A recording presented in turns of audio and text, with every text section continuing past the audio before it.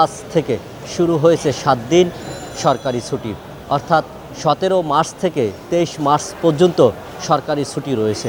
আমরা ইতিমধ্যেই এই রেল স্টেশনে লক্ষ্য করতে পেরেছি যে যারা উত্তর অঞ্চলের যাত্রী রয়েছেন, গড়মুখ মানুষ রয়েছেন, তারা কিন্তু এখান থেকে যাত্রা শুরু করেছেন এবং সকাল থেকে দেখতে পেরেছি যে নিরাপত্তা চাদরে কিন্তু ঢাকা রয়েছে কমলাপুর রেল স্টেশন। যদি আপনাদেরকে একটু দেখাতে চাই এই মুহূর্তে যে পবিত্র ঈদ উল ফিতর উপলক্ষে যে 7 দিনের যে ছুটি রয়েছে সেই ছুটিতে কিন্তু মানুষ নির্বিঘ্নে যাত্রা করেছেন। আর কিছুক্ষণ আগে এই রেল স্টেশনে কথা বলেছেন জেলা ও দায়রা জজ যুগ্ম, তিনি মেট্রোপলিটনের বর্তমানে দায়িত্বপ্রাপ্ত ম্যাজিস্ট্রেট, তিনি আমাদেরকে জানিয়েছেন যে টিকিটের কালোবাজারি এই মুহূর্তে কোনো সুযোগ নাই।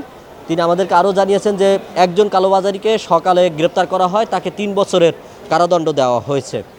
এদিকে আমরা লক্ষ্য করতে পেরেছি যে র্যাবের যে কন্ট্রোল রুম রয়েছে নিরাপত্তা চাদরে, তারপর পুলিশ রয়েছে, এছাড়াও রেলের যে স্পেশাল যে পুলিশ বাহিনী রয়েছেন তারাও কিন্তু নিরাপত্তায় রয়েছে।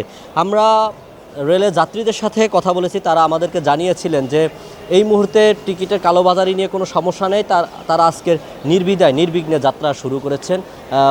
নারীর টানে যে তারা বাড়ি ফিরছে আসলে সেটি দেখার মতো, এবং তারা জানিয়েছেন যে কোনো ধরনের কোনো সমস্যা হয় নাই, তারা নির্বিধায় কিন্তু আসলে যাত্রা শুরু করেছেন।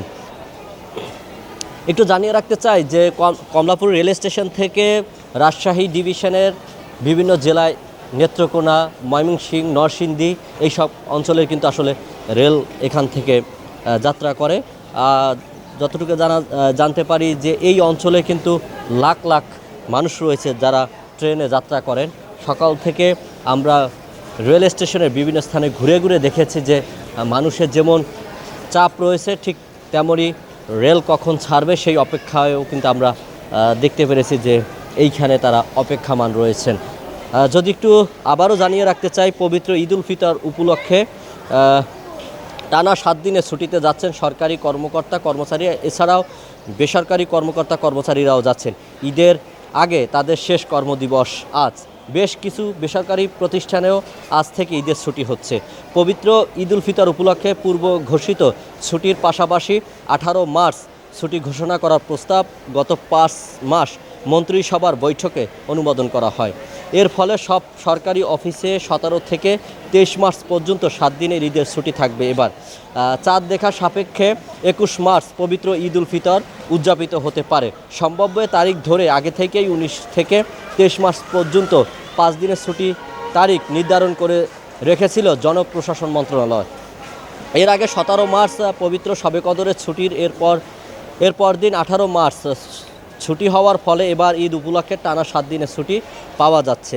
জনপ্রশাসন মন্ত্রণালয় গত 7 মার্চ জারি করা ছুটির প্রজ্ঞাপনে বলা হয়েছে, বিভিন্ন মন্ত্রণালয় বিভাগের মধ্যে কার্যবন্টনের বিধিমালা 1996 তফসিল অনুযায়ী জনপ্রশাসন মন্ত্রণালয় ক্ষমতার বলে এই ছুটি নির্বাহী আদেশে ঘোষণা করা হয়েছিল।